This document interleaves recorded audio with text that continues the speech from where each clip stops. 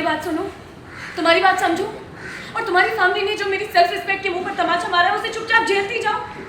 तुम लोग रिच ही रिच हो, मतलब मेरी रिस्पेक्ट नहीं करोगे क्या? तुम्हें लगता है मुझे इस कॉन्ट्रैक्ट के बारे में पहले से पता था? नहीं, मुझे पता होता तो मैं दादी साहब को रोक नहीं लेता। Oh really?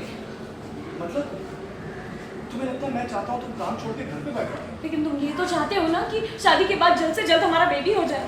तो वो अलग टॉपिक है, हमारी प्राइवेट बात है, इसको बाद में सॉल्व। लेकिन इस घर में कुछ भी प्राइवेट कहाँ रहता है?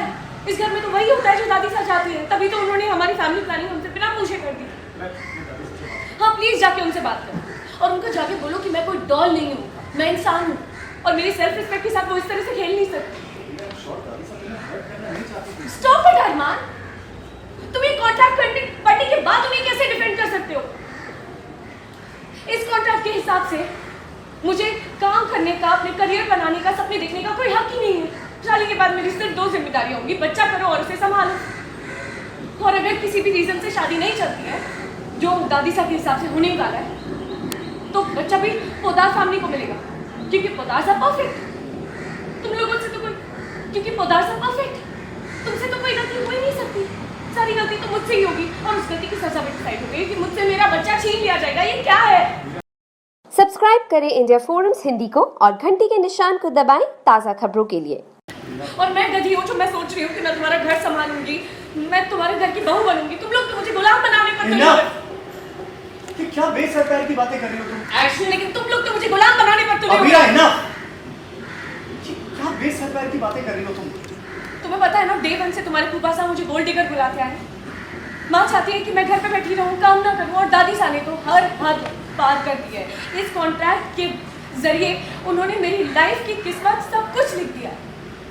अभी तक शादी हुई नहीं है, लेकिन वो मुझे इतना कंट्रोल कर रही है, मुझ पे इतनी रोक टोक अभी से लगा रहे हो, तो शादी के बाद तो तुम लोग मुझे लॉक करके रखोगे। That's it, Abira. कि क्या तुम लोग लगा रखा है? तुम्हें लगता है मुझे इस कॉन्ट्रैक्ट के बारे में पहले से पता था? इतना प्यार करते हो तुम लोग।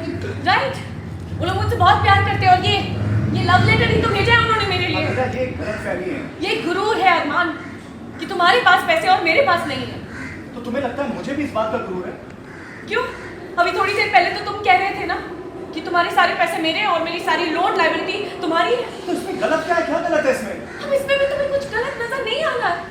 अब इसमें भी तुम्हें कुछ गलत नजर नहीं आ रहा है? अरमान, तुम्हें मैं कोई लोन लायबिलिटीज की पोटली लगती हूँ जो तुम्हारे गले पड़ गई है? तुम गुस्से में मेरी बात का गलत मतलब निकाल रही हो। मेरा गुस्सा बिल्कुल सही है, और तुम एक बात समझ कि मेरा स्वाभिमान मेरे लिए जान से भी ज्यादा प्यारा है, और इन पेपर्स पर मैं हरगिज़ साइन नहीं करने वाली।